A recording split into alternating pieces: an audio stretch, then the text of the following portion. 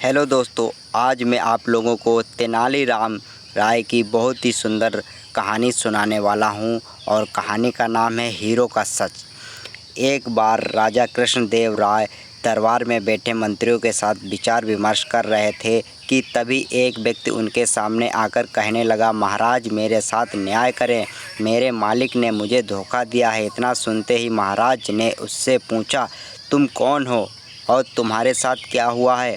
अन्नदाता, मेरा नाम नामदेव है। कल मैं अपने मालिक के साथ किसी काम से एक गांव जा रहा था। गर्मी की वजह से चलते चलते हम थक गए और पास में स्थित एक मंदिर की छाया में बैठ गए। तभी मेरी नज़र एक थैली पर पड़ी जो मंदिर के एक कोने में पड़ी थी। मालिक की आज्ञा लेकर मैंने वो थैली उठा ली। उसे खोलने पर पता चला कि उसके अंदर बेर के आकार के 2 हीरे चमक रहे थे।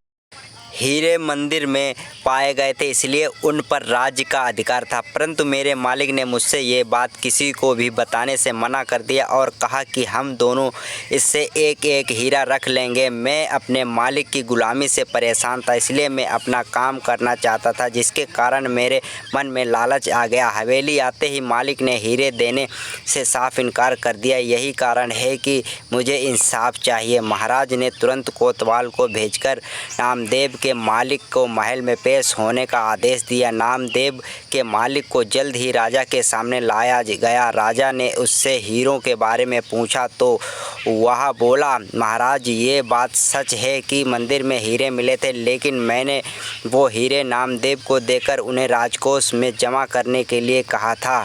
वह वापस लौटा तो मैंने देखा, उससे राजकोष की रसीद मांगी तो उसने आनाकानी करने लगी। मैंने जब इससे धमकाया तो वह आपके पास आकर मनगढ़ंत कहानी सुनाने लगा। अच्छा तो ये बात है। महाराज ने कुछ सोचते हुए कहा, क्या तुम्हारे पास इस बात का कोई सबूत है कि तुम सच बोल रहे हो? अन्नदाता, अगर आपको मेरी बात पर यकीन नहीं है तो आप मेरे दूसरे तीनों नौकर से पूछ सकते हैं, वो उस वक्त वहीं थे।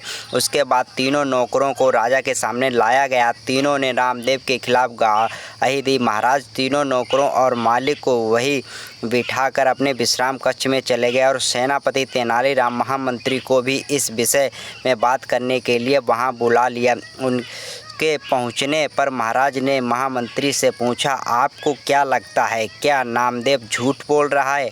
जी महाराज, नामदेव ही झूठा है। उसके मन में लालच आ गया होगा और उसने हीरे अपने पास ही रख लिए होंगे। सेनापति ने गवाहों को बुलाकर ये कहा,